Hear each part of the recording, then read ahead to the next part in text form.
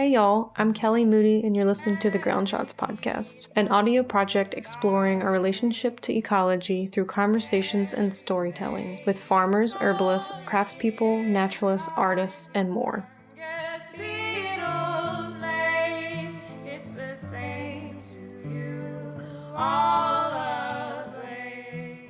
Hey y'all, it's Kelly and welcome to episode 6 of the Ground Shots podcast. Currently, I am actually in Petersburg, Virginia. It's a small city outside of Richmond, Virginia, which is the capital. And it's probably about 45 minutes from my hometown. It was the closest sort of small city area to where I grew up that we would go to get clothes and things that you really couldn't find in my hometown in abundance.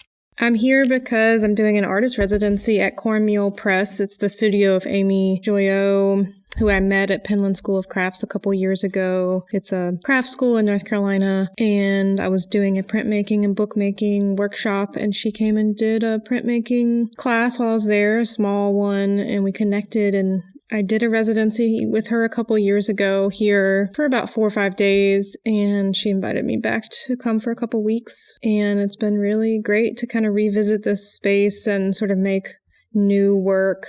I've been making zine covers and some other kind of mixed media art while I've been here, and it's been really nice. And I've also been able to see my friends and family.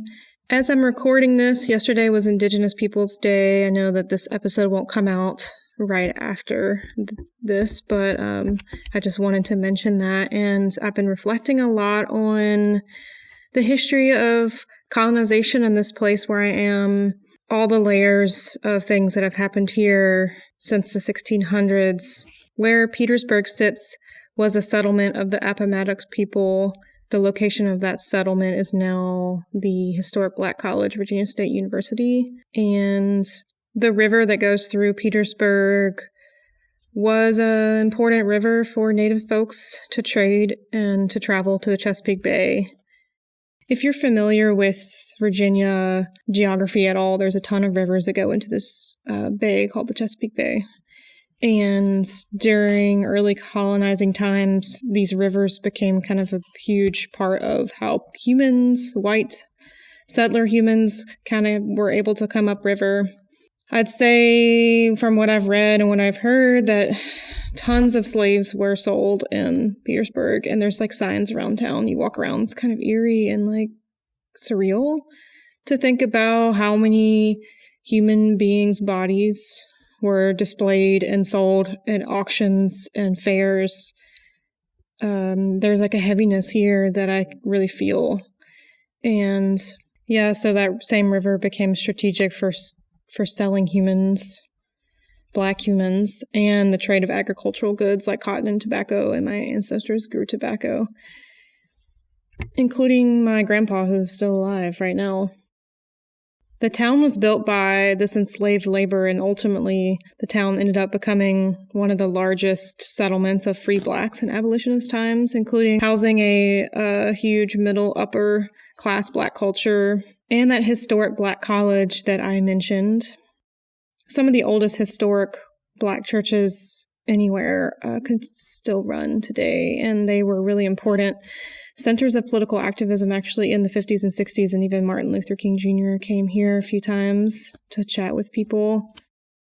There's a lot that's happened here, and I definitely don't claim to really know all of the history and know all of the nuances of what has happened, but as it sits now, the town is currently considered a kind of food desert of sorts where not much fresh produce or even a grocery store can be found in walking distance from downtown. Like half the buildings are abandoned and in really bad shape. It's just a place that I feel like I have a lot to learn from witnessing and being present in about institutional racism and how it actually segregates cities, opportunities, jobs, and good food, because it's a pretty different place compared to many parts of Richmond, which is about 15 to 20 minutes away. So yeah, I just kind of wanted to mention that and give a little context to the place where I am in the South. So this episode is a conversation with Tilke Elkins, an artist that I met on Signal Fire's Wide Open Studios trip last summer. She's based out of Eugene, Oregon, and we actually did our interview in Portland where she was having a show this summer. She currently paints and makes work primarily using natural pigments. She does some mixed media stuff as well. If you don't know what Signal Fire's Wide Open Studios trip is, listen to our last episode with Ryan Pierce, and we go into what Signal Fire is and what all their programs are, and Wide Open Studios is one of their big ones. In this interview with Tilke, we talk about the historical and cultural uses of certain natural pigments. We ask questions and have a dialogue around the morality of settlers harvesting natural pigments. We talk about how to harvest, process, and use natural pigments. We have some conversations around whether we should leave art in wild spaces, and it kind of sparked a conversation about how we define what wild is, because much of the art that Tilke does is also in urban places or in between places, and so I'm really interested in that play. Tilke tells her animal people story, explaining some of her paintings, and I'll try to have a blog post up on ofsedgeandsalt.com where I have some photos of those paintings up that I took at her show. In her animal people story, she talks about her phone call with Paiute elder Wilson Wewa Jr. We talk about the invention of synthetic pigments historically and how it changed the cost and style of art. Definitely not often something folks talk about in our history class, but it's really interesting. We talk about the benefits of gathering your own materials from the land for art process, and a lot more. Before we get to the interview, I just want to mention again that we have a Patreon that supports this project, and we really wouldn't be able to do it without Patreon. You can find our page at patreon.com/ofsedgeandsalt. We've been starting to feature some extra audio content for patrons only, and occasionally we put together a little study guide, and we also have stuff we've done in the past, like short videos of plant walks, writing content that we haven't featured anywhere else, and a lot more. So please consider supporting us there. We would love to grow that community so we could offer a lot more. So with that, let's go ahead and listen to this conversation with Tilke Elkins. Enjoy.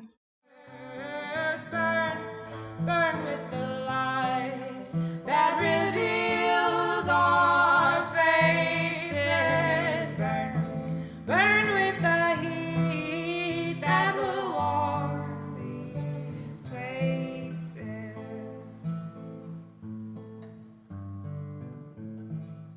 Tell me who you are, where you're from, and where we are right now, and why.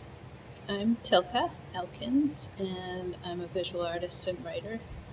And right now we're sitting in the Fab Lab at, it's a printmaking and other making room that's behind the gallery at Portland Community College Cascade campus. So it's called the Cascade Paragon Gallery. And in the gallery right now is a show of things that I've made and channeled. Cool. How did you find this? I mean, so you're doing a show. You don't live in Portland. We're in Portland, Oregon. But you live in Eugene. Like, how did this come about, like getting the show to display your recent work? Well, I was really interested in Signal Fire, which is a program that sends artists into outdoor spaces to collaborate and learn and make things. And I was applying for the program, and I saw that at the same time there was a group show here by Signal Fire artists. And so I came and saw the show, and as I was leaving, the person who was staffing here at the time said, "We're accepting applications for artists to show here. Would you like to apply?" And so I took the form and forgot about it for a little while, and then I knew I wanted to apply, but it was a lot was going on, and then I applied right on the last day of the deadline, and I was invited to have a show here, so I felt really great about that. It's quite an honor. Because this is a teaching gallery, which is exactly my style, which means that classes, Portland Community College classes, will come to the gallery while I'm there, or they'll come and look at the work. And I'm also going to be leading a collaborative drawing community event in the gallery. What is the crux of your art that you have on display at this particular gallery right now? Well, my work is about intimacy with the land, my own intimacy with the land, physical intimacy, and so these are all pieces that reflect that. There are a lot of big paintings on found wood and painted found wooden objects that I've gathered on riverbanks and transformed with natural pigments, and intend to return to the places where I gathered them. It's also a dialogue between color that is synthetic color that I see as being kind of dematerialized, because it's more of an idea than a substance. When we think of a tube of red paint, we just think of the idea of red, and we see red. We don't think, what is that red actually made of? And so this show reflects my investigation into what it would be like to move all of the color that I use into a zone of the material where I know what it is, and in the cases where I've gathered it myself, I know where it's from, because it helps to connect me to the place, and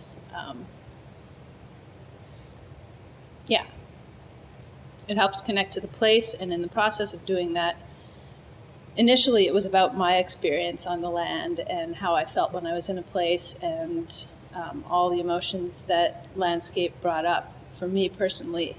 And it's still about that, but it's also now about me exploring the cultural history of different landscapes, and who are other people who use these colors for ceremony or for painting, and who used these colors in the past, and what did they mean.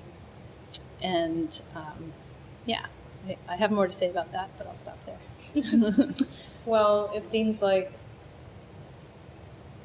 through the investigation of using natural pigments, it's sort of expanded into all these other investigations or stories or like channels, and I can see that in your work, like how it's not just a thing that's painted. There's like so much more depth in that way of like, the story behind the relationship between what has the pigment on it and where the pigment came from, and your relationship with the pigment. I'm fine with you speaking more about that. You should expand if you would like. Yeah.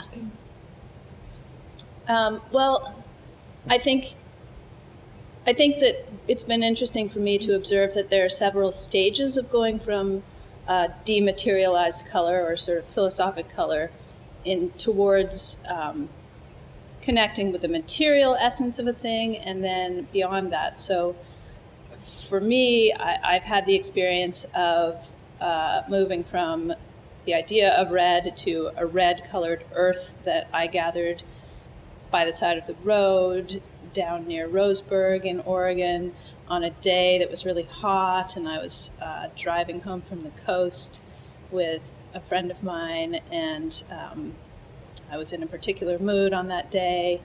And so when I see that pigment, it has all of those associations for me. And now I'm learning that it's sort of, in a way, it stops there for me.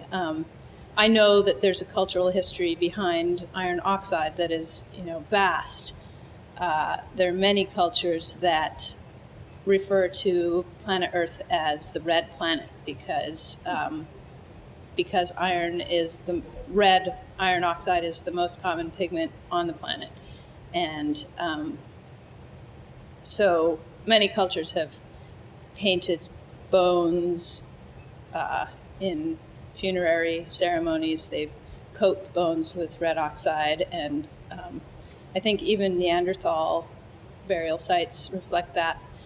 And then, so there are many cultures who have used that red color symbolically, and where it's carried a lot of meaning because of where it was from and because of its color.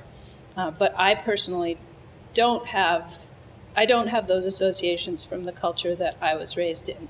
So I've been exploring other cultures and what symbolic associations they have with color, because it's sort of the next step past the material and into the spiritual and symbolic. So, for example, I've recently connected with a person named Melanie Ancheta, she's a Pacific Northwest Coast artist who's been also studying Pacific Northwest Coast native art for about 20 years.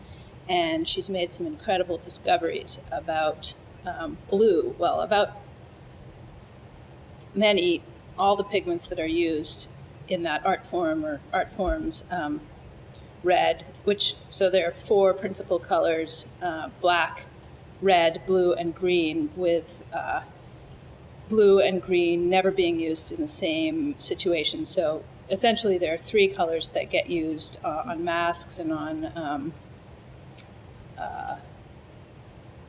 boxes and all sorts of situations, shamanic instruments and warrior shields.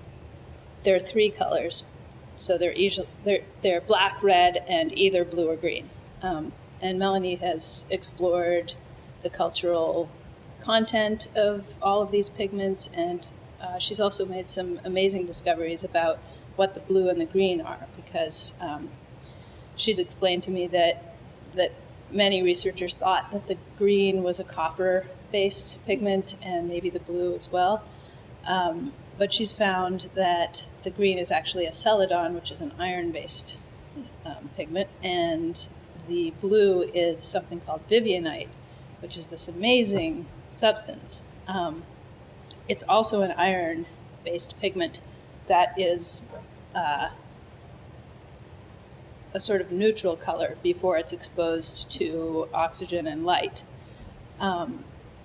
Once it becomes a really rich blue that darkens over time on continued exposure. So the other thing about it that forms a connection between the physical and the spiritual is the place where it forms, which is around organic material. So often that can be bones or teeth, or human middens or refuse piles. So it's sort of, it occurs and comes into being in situations that can represent death and, the other world. So that gives it its symbolic spiritual content. So then when it's used by shamans as a protective coating for their tools, or whatever else is on their bodies, it's carrying that celestial astral energy of that blue that is forming a bridge with the afterlife, essentially. So I hope that I'm explaining it correctly. I've been had the privilege of reading Melanie's really fresh writings on this topic that she's in the process of getting published. And so I'm describing my understanding of her research, and hopefully it's accurate. But she's really found some amazing stuff out about this blue. So I think... And blue is not that common in nature, really, right? I mean... Yeah, it isn't. I mean, it's common in the sky, but it's not common as something we can touch.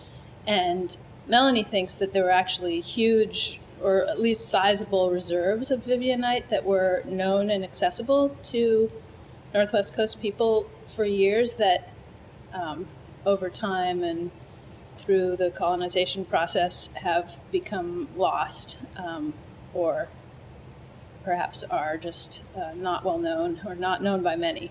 But she thinks by looking at maps and geological information, she thinks that there are pretty large deposits.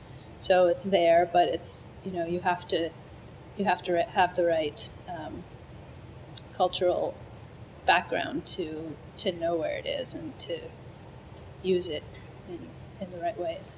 Mm-hmm. Yeah. Wow, that's so fascinating.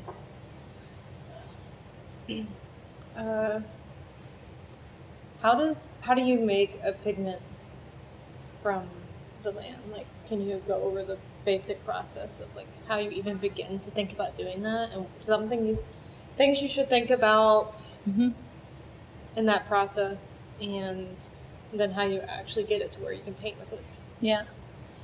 Yeah. Well, I think when I first learned about natural pigments, I was so my mind was so blown by the fact that I could pick up a rock and crush it and have paint, and there it was. It was just such a direct and simple process that I gathered rocks, but there was some sort of bridge that I had to step over to really begin to use them in my own work. And I think that part of that was because I didn't really know what my relationship with the actual rocks that I was gathering was. And, I've been picking plants for years. I pick nettles every spring. And when I do that, I really feel like I'm in dialogue with the plant, and I can kind of tune in with which plants are offering themselves to be picked, and I can leave an offering, and I can know the spot and know whether I'm benefiting the plants or not. And but with rocks, I just hadn't really made that leap. And so reading Robin Wall Kimmerer's book, Braiding Sweetgrass, where she really clearly spells out the principles of honorable harvest, has helped me craft a way to gather rock for myself that I'm going to make into pigment. And that's just a basic thing that will be familiar, I think, to people who, herbalists and people who work with plants, which is that I check in with.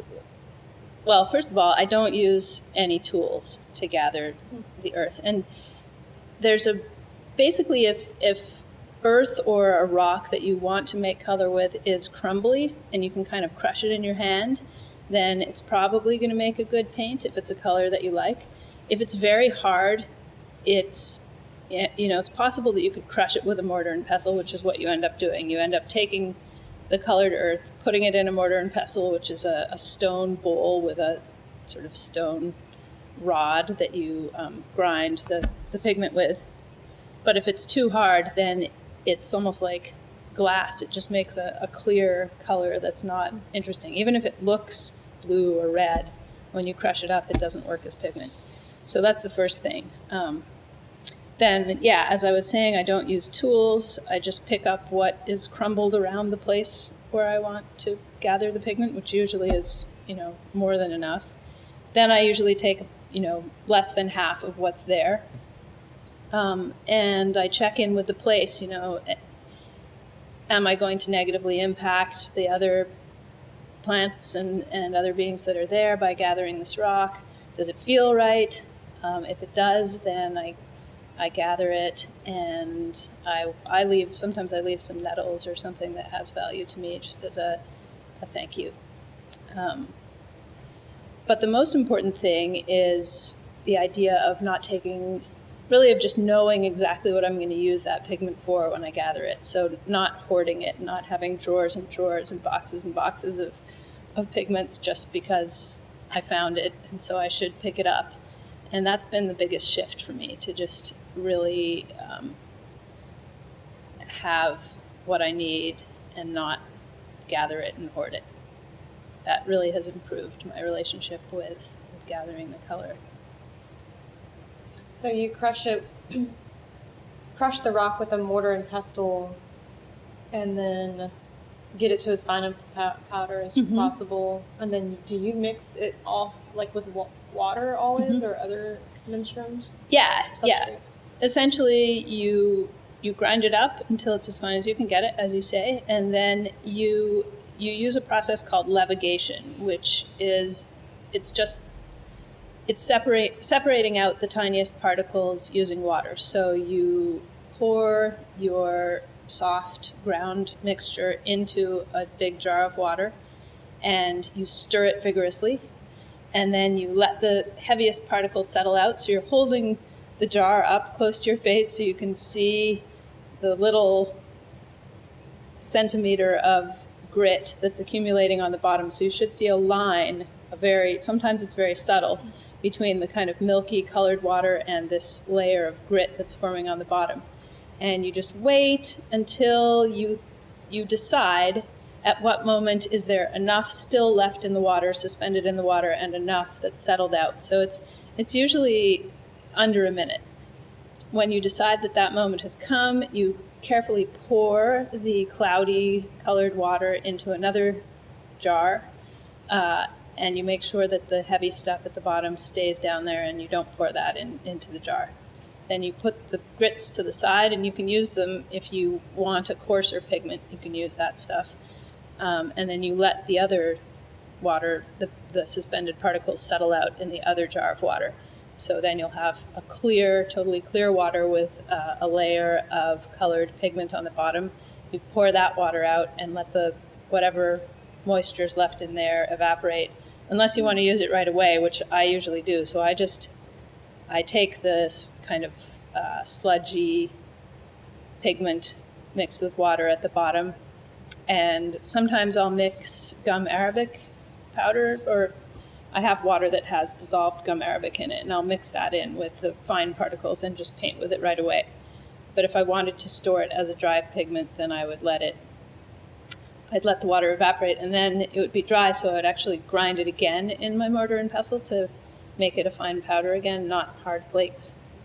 And then, that's it. You can mix it with walnut oil, you can mix it with any kind of animal fat or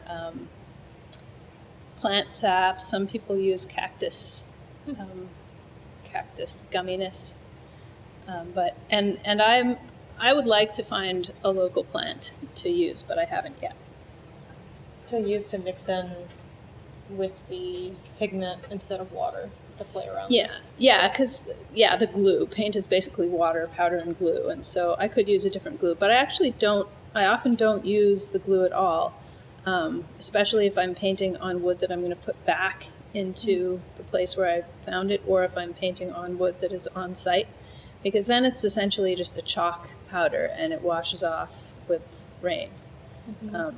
And that's my intention, that they be sort of ephemeral paintings that are going to go back. Cool. I took a class one time with that person, Nick Netto, who wrote The Organic Artist. Yeah, amazing book. Have you met that person? I haven't met Nick Netto. No. He was in Vermont. Yeah. Where you're from. My partner knows him. Oh, right. Yeah. And I remember, and it's been a while, like 4 or 5 years since I took that class, but we did all of the things. We made the ink, India ink, and all these different paints and inks out of acorns and walnut and all, But we also did some pigment grinding, and remembering that we used bear fat in one of the combinations, or like different animal fats, which was kind of cool. Yeah. It's a pretty different pasty kind of thing to work with, but it also, the oils or fats really darken the pigment, which I think is interesting.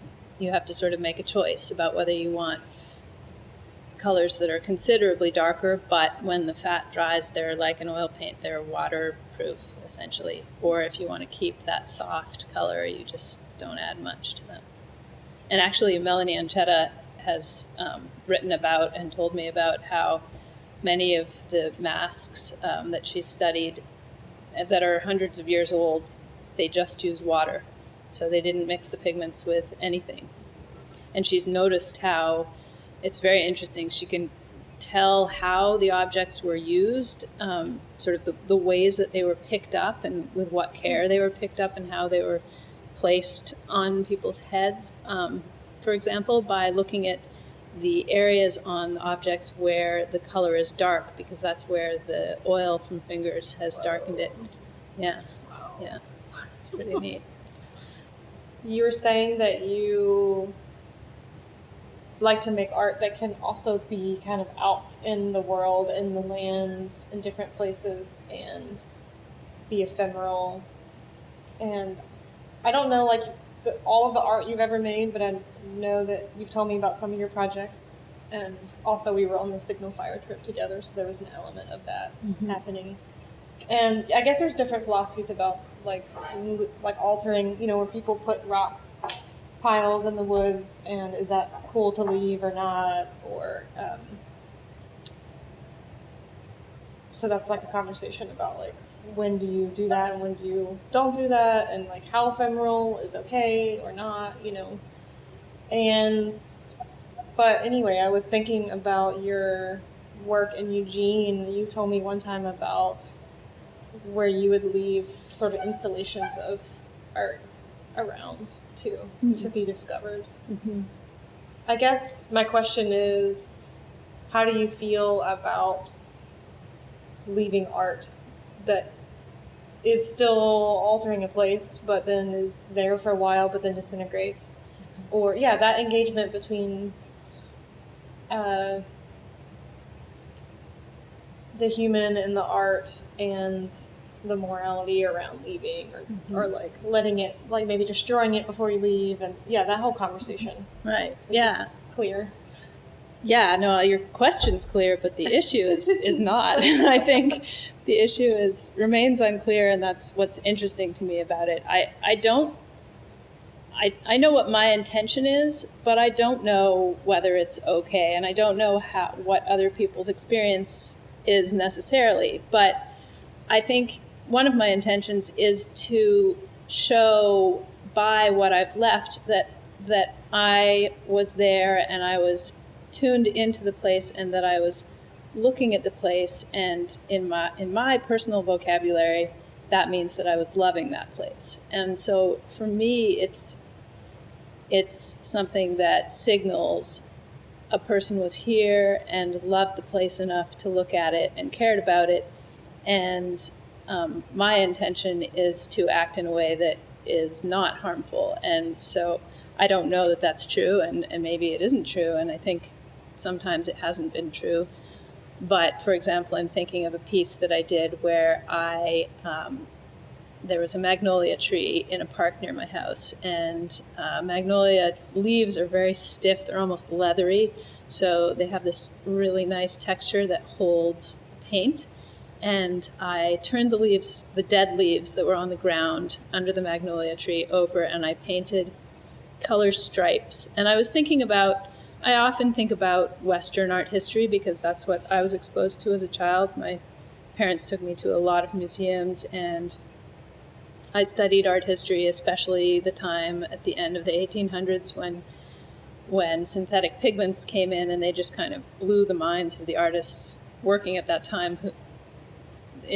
In terms of their investigations of color and the Fauvist art, and Sonia Delaney in particular, and her colored shapes, and Clay is another person who really explored color and shape, and so I was thinking about that history and those colors, and as I painted stripes of color on the backs of these leaves, I sort of made a leaf shape on the inside of the leaf, and then surrounded it with colored stripes. And it was pretty subtle. It was, I think that what I'm most interested in is sometimes with my work, finding that delicate edge where you see something and you're drawn to it, but then you look at it and you're not sure whether it was something made by a human person or by a non-human person, a plant or an animal or a fungus, or if it just grew there. And if I can find that edge, then that's what my investigation is. That's what I'm reaching for. So I painted these leaves, and I painted about 30 of them and left them under this tree, and, wind blew them around. Some of them blew onto the sidewalk. And then one day I was at my neighbor's house, and on her mantelpiece she had a tiny little jar, and in it were 3 of the leaves. And I looked at them and I said, "Oh, I made those. I painted those." And she said, "What? No way." I was walking in the park and I looked under the tree and I thought, wait, what is that? And then I started turning over every single leaf. and there were only 3 left, I guess. And she was gathering them up, and her partner was saying, "We can't turn over all these leaves." And I was totally delighted because really I think that what I want more than anything with my work is to support that kind of lingering connection in a place where someone just starts to engage with their hands and their eyes in a place, and if that can be because of something that I've done, then I feel pretty fulfilled by that. Yeah, it's interesting to ask that question or to explore the idea of what we could leave or not leave in the different spaces that we inhabit, because in a city or a large town, it's almost like it's more okay or something because it's more human built. Right. And there's art, to me, I'm like, and some of your work that's in the gallery and like engaging trash and turning it into art is like a whole other thing too. But there's already so much stuff that's inhabiting the human spaces that we exist in that isn't, it's sort of just there because of the fact that we're here, like the Lay's chips bag on the sidewalk. And so to me, like then painting all these leaves with natural pigments and then putting them for the wind to blow around, it's kind of like, I don't know, there's something beautiful about that in between, or like creating art to go in that in-between space too, to throw in the mix of it all, I mean, what is beauty is a whole other conversation, because somebody might think that Lay's chip bag on the ground is beautiful, Yeah. So, but then we were in the so-called wilderness with Signal Fire, and the conversation about like the work that we made out there and whether we should leave it or get rid of it before we left that space was something that I understood, like why it made sense to leave no trace in that way. But at the same time, I also think about why is it different there than in these more human-built spaces, and where's that line drawn? Because you painted like things on rocks and moose poop, and and I was like, I mean, some like natural pigment painted moose poop, like, I mean, what are you gonna do? Like, bury it? I don't know. But then if every human that went out there built a tower, like what Ellen did, and one of her pieces was like this thing that was very obviously like out. I mean, what would that be like if everyone decided to do that? So I guess it's just like, I don't really know the right answer either, but just thinking about that play, and I know that you engage that play too, and that philosophy when you're in your work is thinking about the different spaces that we inhabit and how we leave traces of things depending on how we think about those spaces. So do you have anything to speak to on that? Yeah, I mean, I think the first thing that I wanted to reflect on is just that how the Signal Fire trip helped me evolve my idea of what wilderness is. And I ended up feeling part of what we did was just to study the culture of people who have been on the land for thousands of years. And we were following the Nez Perce trail, and we were just talking a lot about what the human relationship with land has been and is. And I've read other books that have been very revelatory for me on this topic, but basically that have pointed out that every space on the planet has been in relationship with humans for, forever, since we were here. And so I've come to view land where humans have been sort of removed or banished from the land as what I define as what wilderness is, land that doesn't have humans in relationship with it. So that doesn't answer your question. I think that the way that people think about wilderness now is feels out of balance to me. The idea that there are areas of land that are pristine and whole without the human presence, and that we can go in and have an experience there and then leave and not leave an impact. I understand why that's in place, and of course I want those places to thrive. I want the non-human communities to thrive there. So it isn't clear. And I think for me it comes to a place where it isn't about trying to decide what's right or wrong and make a definitive form a definitive opinion about it. It's more about an experiential testing that I'm going through. I understand the idea that it's wrong to have a human impact on these places, but I also feel compelled to have a relationship with place, and because I'm visual, I feel compelled to have a visual relationship. And so I've been looking for zones in landscapes that are where there might be an opening for that isn't harmful, or where there might be an opening that doesn't feel like a violation to people who might view it as a violation. And I don't know, honestly, I don't know if that exists. I'm just testing the waters, and I'm driven by by a pretty strong desire to do that. I think since I was probably about 14, I've felt like I needed to be outside, working with, in my mind, collaborating with the landscape somehow, and wanting to do that thing I was describing earlier, where I draw people into deeper observation of a place by reflecting my own observation of what's there, whether that's through shape and color, or usually it is shape and color for me. You referred to a piece that I did while at Signal Fire that was painting rock, and what I was doing was, in my mind, collaborating with lichen that was on a rock. So I was using natural pigments that I had ground to echo the shapes of the lichen that was existing on the rock, but just adding a little bit more color and a little bit more slightly more human shapes. And by that I just mean colored forms that were circled by other colors or had dots on them. So it was very, very subtle. But it was noticeably different from the colors of the lichens around. And if, I think many people passing by would just read it as a different colored lichen. But if you scrutinized it, you might notice that it was not lichen, and then you might really wonder what it was.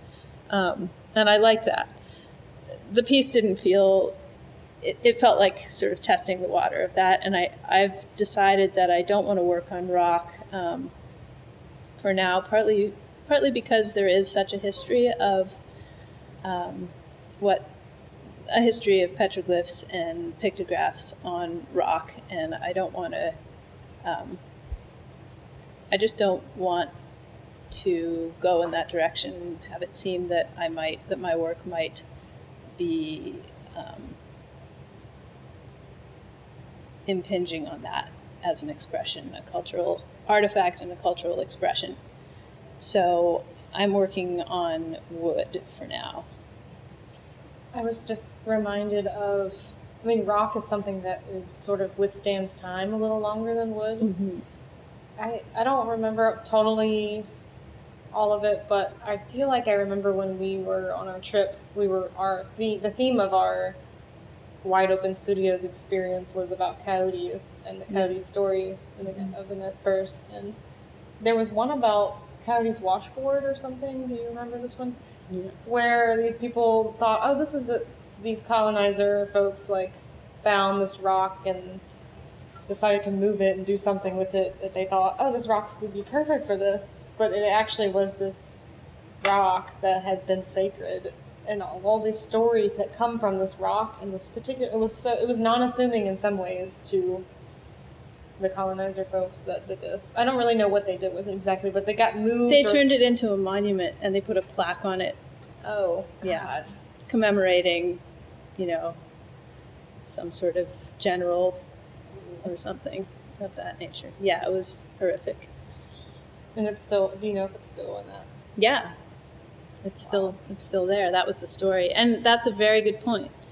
Rocks have a much more ancient history, and I don't know what that history is. And so I could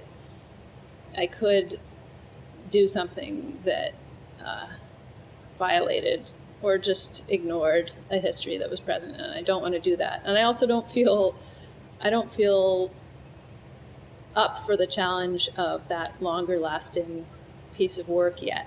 Maybe someday I will feel like I could make something that could be on a rock, and if there were a circumstance where that felt totally good, I would be interested in it.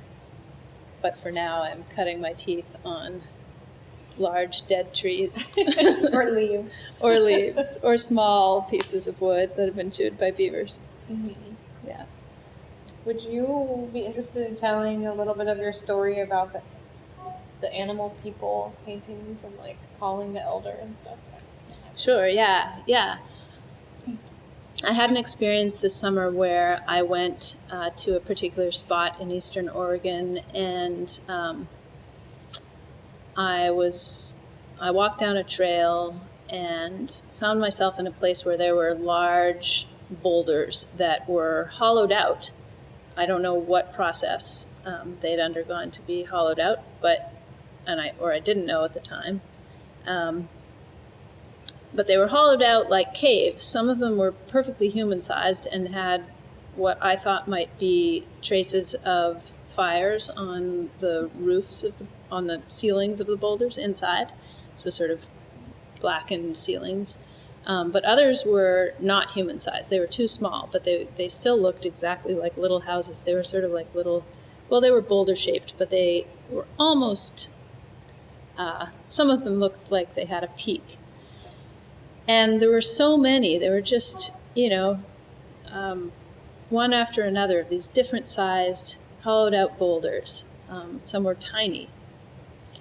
And I thought, this feels like a place where people lived. And I thought, yeah, some human people, but also animal people. It felt like, the different animal people and their different sizes would each have their own house. And so I thought, this place must be special. It just feels special. So I went home and I looked up the place, and I couldn't find anything about the boulders at all, but I found one reference to the place, that it had been called Animal Village. And immediately I thought, yes, Animal Village, that's what it is. It's Animal Village. It just feels like Animal Village. And so I was thinking about it and just really, saying Animal Village to myself. And I realized that I wanted to do a painting of the houses. And I had the opportunity to be in the area very briefly again. So I raced down this path, and I spent about 40 minutes drawing, sketching as many of the houses as I could, and then had to go home. But it was enough to I knew I wanted it to be a big painting. And I was able to find some wood that was the perfect size at the recycling center, plywood, about 8 by 6. And I did this painting, and I did the whole thing with pigments that I had ground myself. And it was the first time that I'd ever done that, remarkably. I've been exploring these pigments for years, but it had just never felt quite right to use them and make a big painting with them. I can't really say why.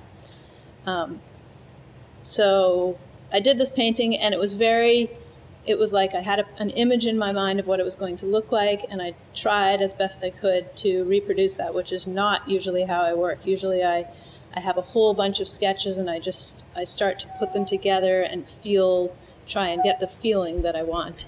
So I painted this painting, and then I sat back and looked at it, and it felt like I had reproduced what was there. It felt right. It felt like the place. But I looked at it and I thought, okay, I really need to find out more about Animal Village. I could only find this one reference to it. And so I decided I would call the museum in Warm Springs, because I thought they might know. And I called, and 4 different people came on the line, and finally someone said, oh, you need to call Wilson Wewa Jr. at the Senior Center. And so I did, and he came on the phone, and I said, I hear that you might know something about Animal Village. and he is a northern Paiute elder. And he said, yes, that is where my people are from. And that place is in our stories. And I said, wow, this is amazing. This is so great. So do you know anything about hollowed out boulders in this place? And he said, well, there's one trail that you go up and there's one big boulder and it's hollow. And I said, well, no, I think I'm thinking of a different area where there are a lot of hollowed out boulders and all different sizes. And he said, yes, that's the animal village. That's where the animals lived before there were human animals on the planet, human people. That's where the animal people lived. And so my hair stood up on end and I thought, wow, yes, that's it. And he said that he had just that March published a book called Legends of the Northern Paiute about the story of Animal Village. And I could get it on Amazon, which I did. And it's a story about Coyote and the animals trying to decide how to divide the year such that the animals with a lot of fur and the animals with not a lot of fur would both be happy with the temperature. It's a very good story.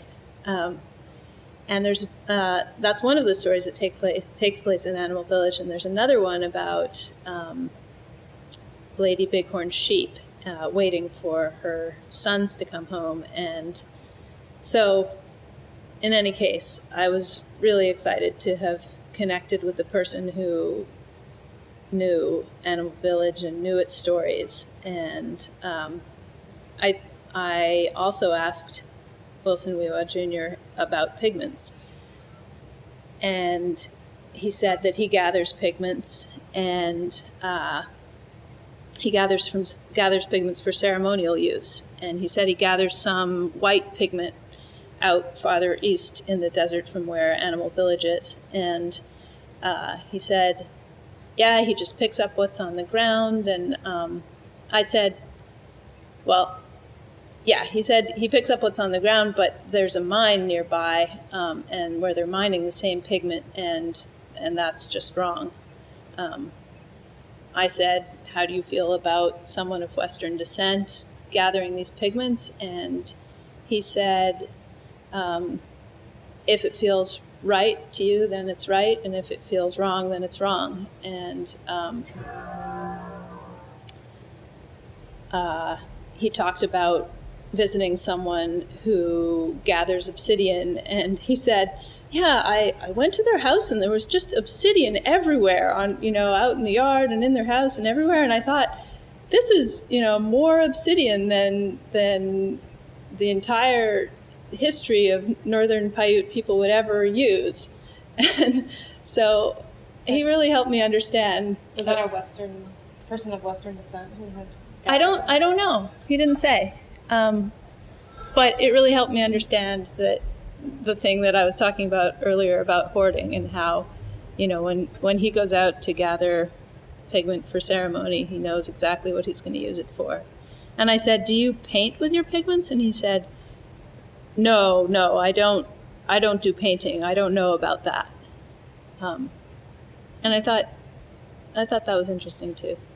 What does he do? I didn't ask, but something. He said he uses yellow and white and all the different paintings, or pigments rather, for ceremony. Mm-hmm. Yeah. I really like that story.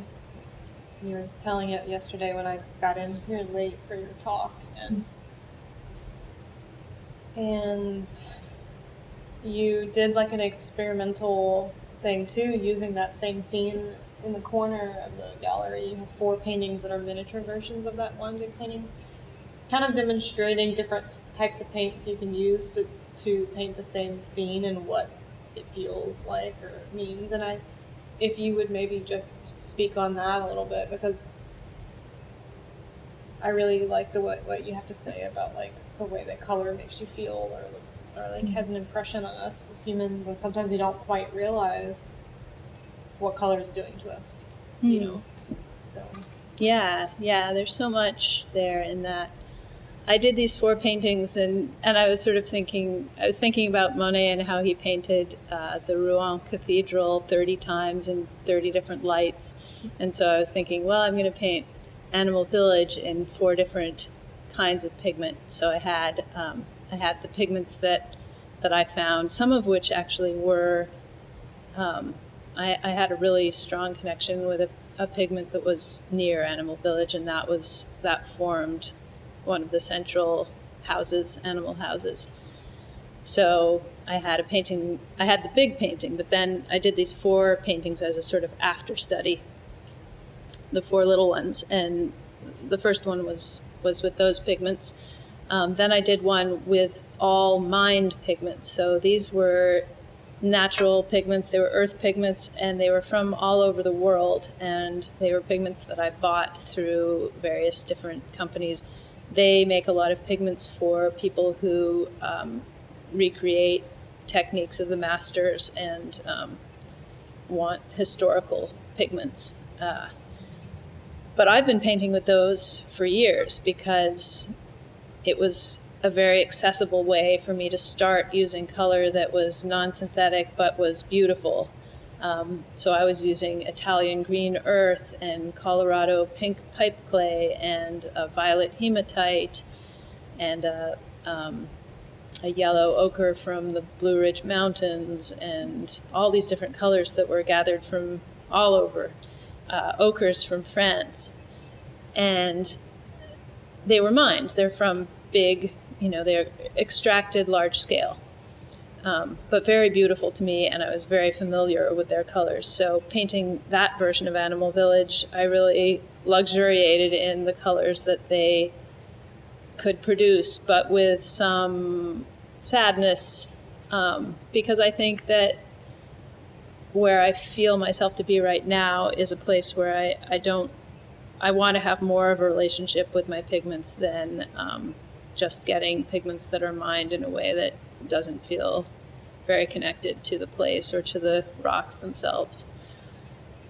So, yeah, there was some sadness in that one, but I also really love how it looks. The third one was painting using plant pigments. And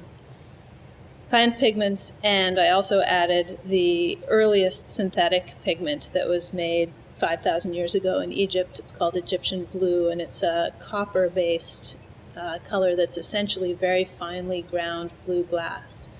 And it's light fast and, of course, lasts for forever practically. So I had that added to indigo, madder, and gamboge, which is a sap of a conifer.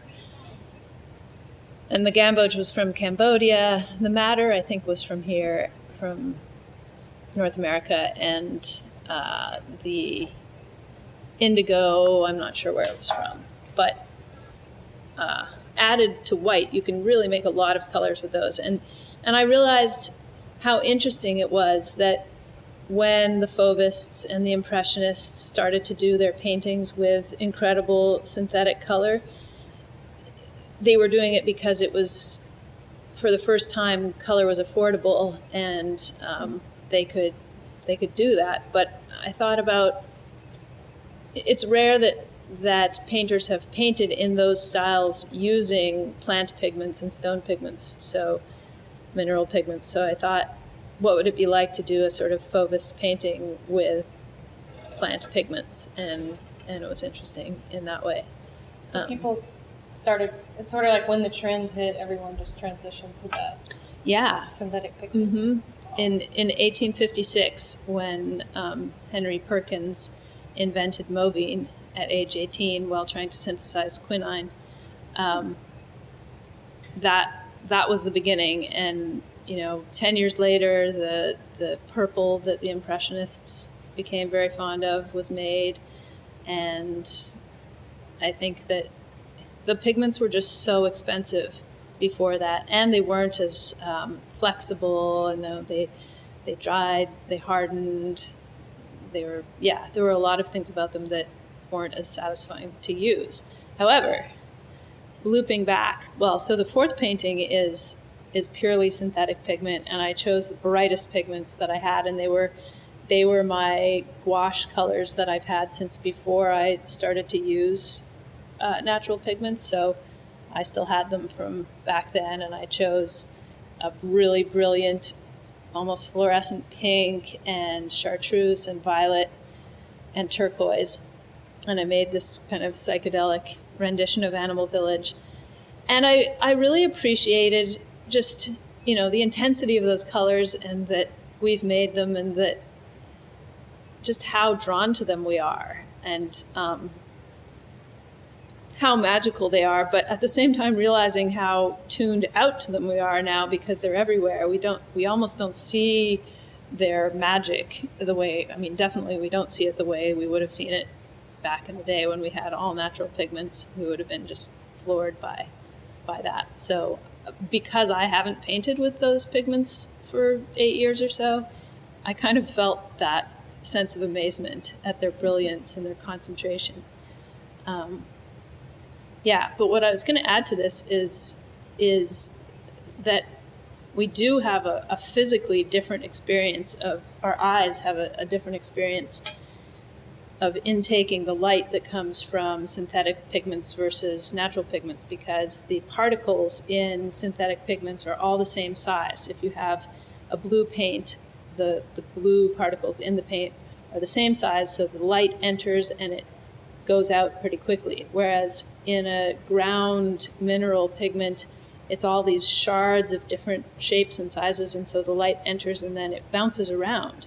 And what that means is it's staying inside the paint longer, and that gives it a luminosity that is greater than that of synthetic pigments. And I think that we feel that looking at, that there's a way that we can tell subtly that those pigments have a kind of glowy feeling to them.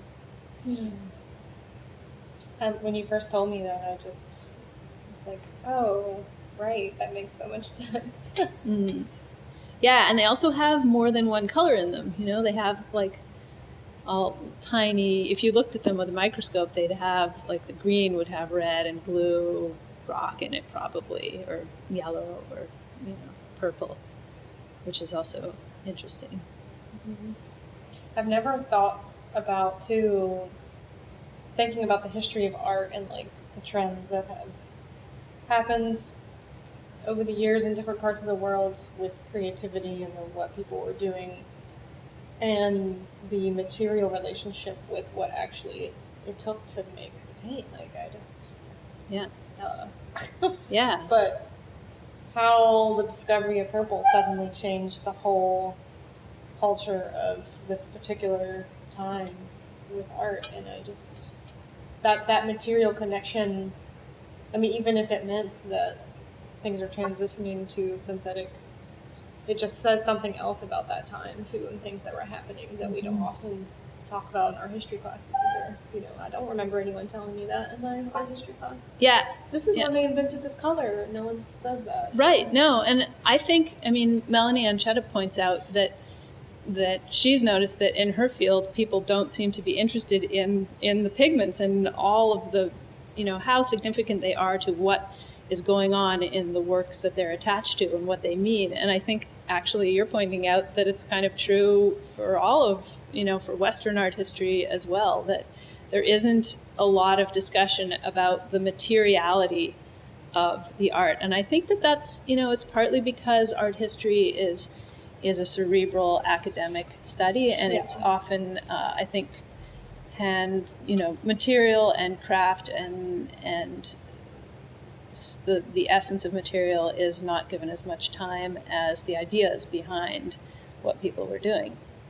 I feel like that's true for a lot. I went to Penland, and I've done other, it's a craft school in North Carolina, and I've done some other classes and programs at different craft schools. And I haven't gone to art school or really been involved in the art world and whatever that means. But it was just my experience is that it's so focused on the conceptual. And of course I'm making a broad generalization because it depends on who you're with and where you are and what types of mediums you're working with, and like it's just really varied. But that the focus on the material in so much of art and craft, and where those two things merge, sometimes I feel like it's not focused on quite enough. Like at Penland, in a book and printmaking class and paper making class, we're obviously working with the material of making paper, but then we were still buying a lot of the pulp. Yeah. That had, but my teacher was also like, you should go gather plants too. But not all people do that, Yeah. Having conversations about that next step, which I just feel like once you've done that, it's kind of hard to go back to, Yeah. Like, It I've is. been painting with gouache ever since you suggested that I play around with it, but I have spent time in the past using a lot of different inks and like natural pigments to make art, and it's weird to suddenly be like, I'm using this thing that I bought that's made from I don't even know what, and but to then go back to like not investigating that material origin, and so I've been drawn lately to people like you who are doing that in different ways, and that step has been missing in a lot of conversations. Yeah, and I mean, it's definitely not everyone's thing. Some people revel in the abstraction of materials and aren't interested in putting the time and into gathering and having that be part of it. Behind it. Yeah, and I respect that. And I think that maybe the schism between the two is wider than it has to be, because there are a lot of advantages to gathering one's own materials, and it doesn't have to be the focus. I think that's something, I love that we're having this conversation, and I'm at a place in my work where this conversation is relevant because it has been a big part of my process. But I'm interested in, I would like it to almost not be a noticeable conversation, that it's just, there's materials, and you can do it this way. And I think a really salient point for me is that there are a lot of artists that do care about how their materials impact the planet. There are a lot of artists who are making work because it expresses a deep love for the planet and for the balance and the joy of life and the sort of exuberance of living, thriving beings. And so to use materials that one knows are actually poisonous to living beings is a tension and a contradiction that can be carried by people who feel that way. And so I think that letting go of that and being able to use materials that don't have a toxic effect on beings is freeing. And it doesn't have to, I think what I want to say is, it doesn't have to be the thing that you talk about in your work. It doesn't have to be the focus. It can just be, I'm an artist, and I use these materials because I like these materials and because I feel that they're in my integrity, but they're not the focus of my work. Like I want it to be, and I want people to know, for example, I mean, I spend much less on art supplies doing it this way than I would if I were, I like to do huge paintings. If I were needing to buy gouache and oil colors and things and canvases, I wouldn't be able to do what I do. I use reclaimed wood and I make my own pigments for a lot of reasons, and one of them is that it's almost free for me to do that. It's free in the monetary universe. It's not free. It's a gift exchange, really, with the world, is how it feels to me. But it's a much more kind of nourishing to me with how I live Spending process. the time to go harvest the pigments and process them versus working somewhere where you have to make the money to spend on the art supplies to be an artist. Like, being an artist can be kind of expensive, and you don't necessarily make a lot of money. Right. Yeah, you don't. And it's not even a comparison, because it's not equivalent. I don't need to spend as much time gathering materials as I would making the money to buy the materials. It's less time than that. And so that's another reason that I really think that it could be liberating. And the other thing is that I really think that it's important as an artist to be able to surrender to process without feeling concerned about having limited supplies. So I like to use, I'll make big gallon jars of walnut ink that I know I have an abundance of walnut trees where the walnuts are falling, and it's helpful to the plant for me to use them and then put the nuts back outside after I've used the husks. It's beneficial for everyone, and I have this abundance of beautiful, rich brown ink, so I can do an enormous painting, and if I don't like it, I can wash it off, and I don't have to feel precious about it. I think feeling precious about art supplies or feeling like you can't afford what you need is inhibiting for artists. So that's another reason why I think using the waste stream and using supplies and materials that you can gather is really beneficial to the creative process. Just experimenting with what works and doesn't, and what you're feeling. And I can see that both ways with gathering more directly from the land. In some ways, it feels like a precious thing that you can't find that much of, or for me, doing stuff with making leather, for example, in the process of making leather, which technically there's tons of animal skins being thrown away every day, and there's tons of bark and leaves that are around, but the process takes time. But then once I've made the leather, and it's finished, I feel like it's so precious that I'm so scared to cut into it to do something with it. Right. No, absolutely. I think there are elements, like this leather that you're describing, that have that quality that you do have to really plan for. And I think I try and find a balance where I can save those till farther along in my process so that I don't feel the need to experiment with them as much. But I guess if I was doing it all day, every day, all the time, and I had hundreds of them building up, then maybe it would feel different. Yeah. Or a bunch that I had messed up. Or, I don't know. Yeah. And in your situation, maybe you wouldn't feel that way about the black walnut ink if you didn't live in a place that it was abundant. Right. I know. But I think that I deliberately seek out materials that are in abundance so that I can have that relaxed feeling, and that I've slowly I've been eliminating materials that don't feel that way because I want to be able to be relaxed about it. And, it is time. I mean, it definitely takes a lot of time and physical energy to grind the pigments. But they really go a long way. They're not watered down the way they are when you buy them in a tube. And if they need to return to the earth, then it's okay for them to do that. Yeah. Are you working on anything for the future? Do you have ideas for things that you're wanting to do? Yeah, absolutely. I think I'm most excited about working outside on site. What I was talking about briefly with working on wood. I've done one piece this summer, a very small piece on a dead tree in the Willamette River.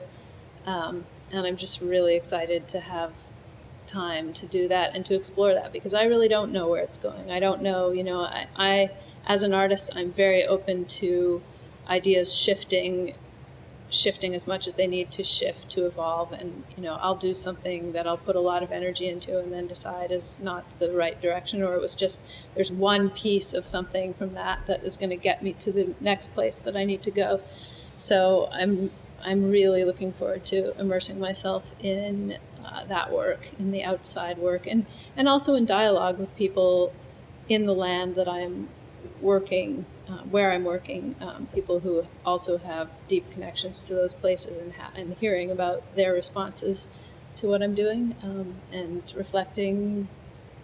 digesting that information and reflecting it in my work.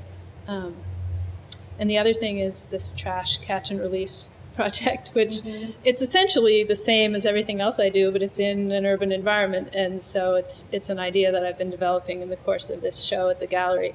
And it's the idea of gathering trash that's on the street and then transforming it in some way, and then releasing it back into the street.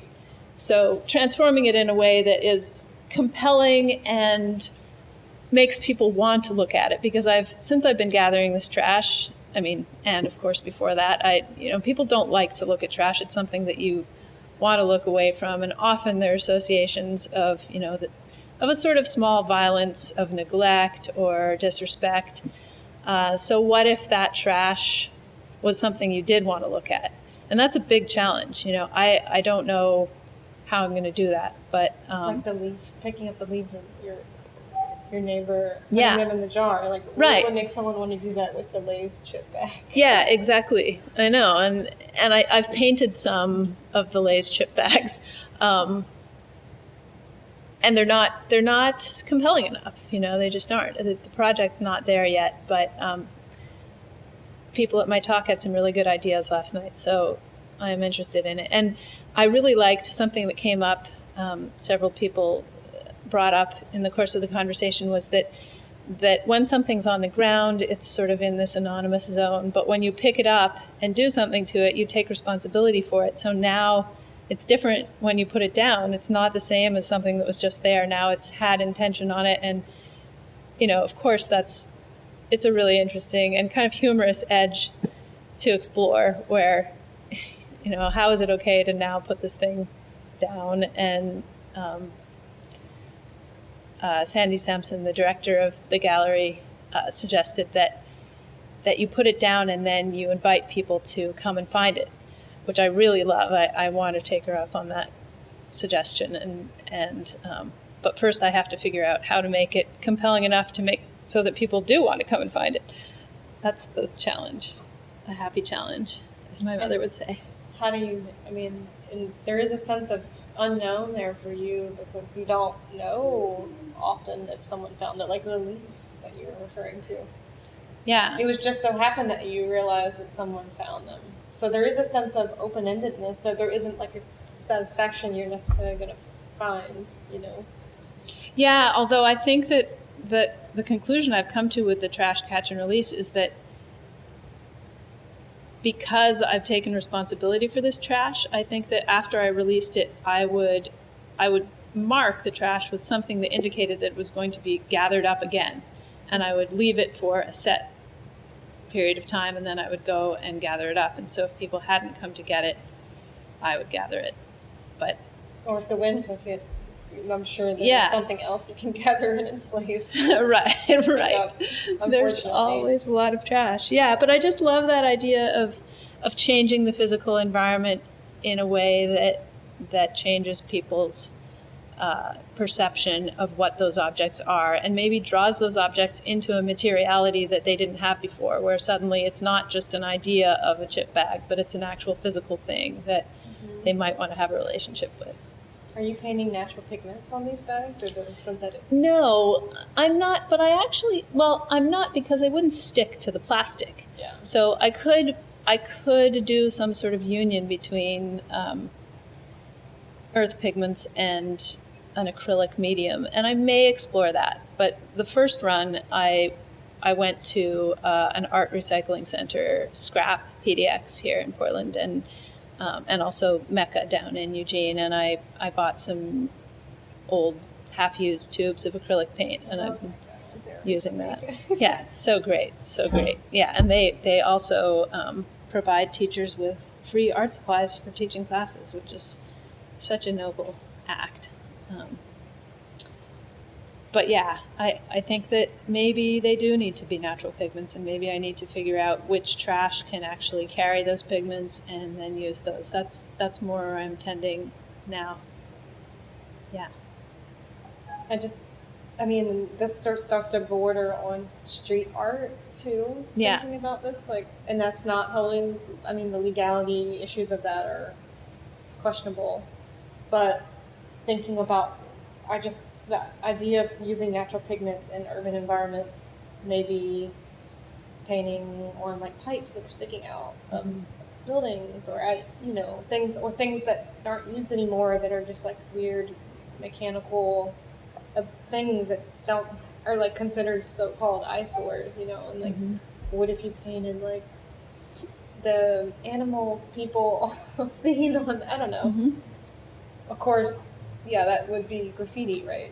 And we don't like graffiti in this culture, and it's like seen as, that's a whole other conversation in itself too, but of course, unless the collective decides that they think it's beautiful in this specific kind of way, maybe it's okay then, But anyhow, I was just trash merging into street art.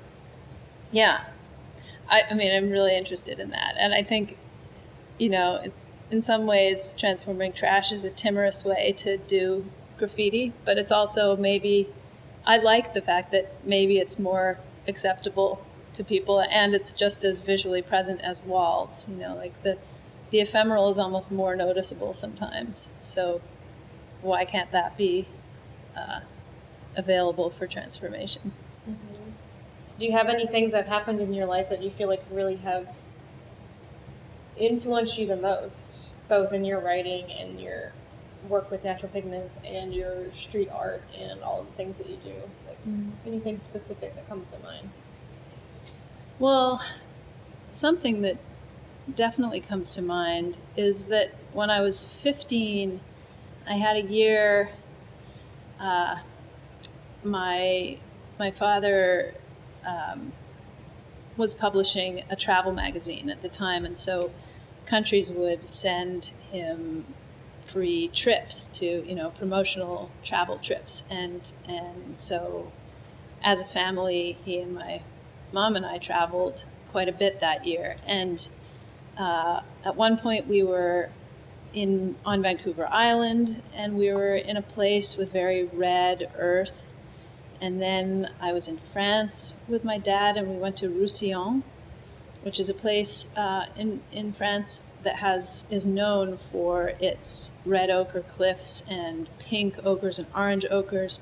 The whole town has buildings that are colored with these colors. Oh, wow. And there's an ochre. It's called a mine, but it doesn't feel the way we think of a mine. It's an area that you can walk in with incredible formations of these colors. And I went there with my dad, and I had a feeling that I associated with being on Vancouver Island and in the same colored place. And it was a feeling of, this is very, very important. It was a sort of a heightened state that I felt and thought about throughout that year.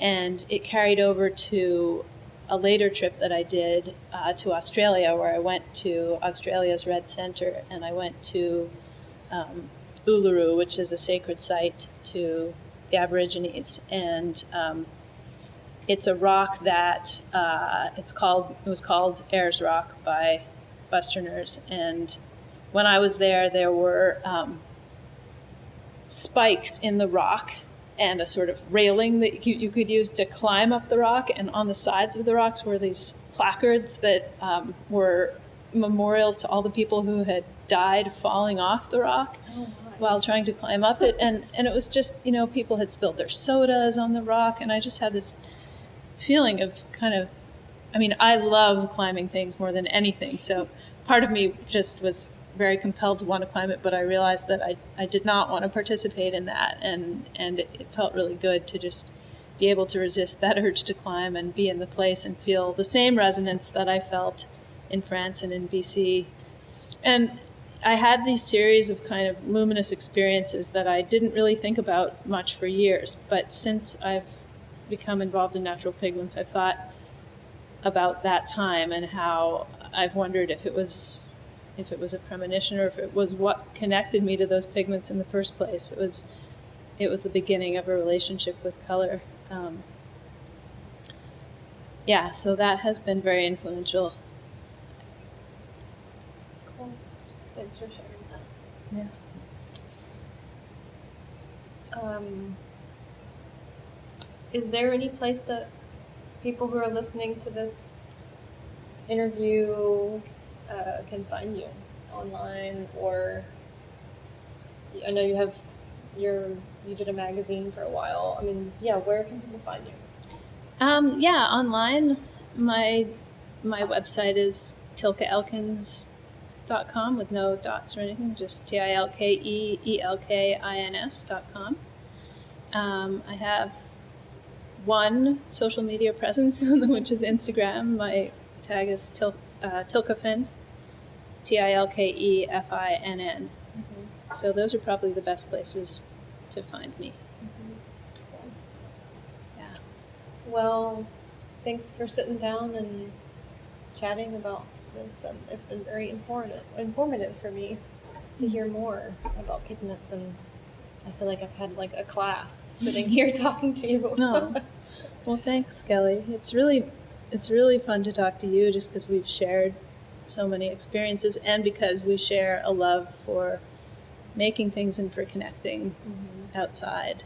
And it's just, I feel so, it's been really significant for me to connect with you and with other people from Signal Fire who share both of those things, both art making and poetry. You know, you're an incredible writer and artist, and you make things, and you know so much about plants, and you know, it's very magical for me to be able to share that with you and talk about it with you. So yeah, where our interests and focuses intersect here with the pigment and color and creativity is really wonderful to explore. So. Yeah, it is. So thanks. Yeah. All right. Bye. Bye. This episode of the Groundshots podcast was produced by Opia Creative.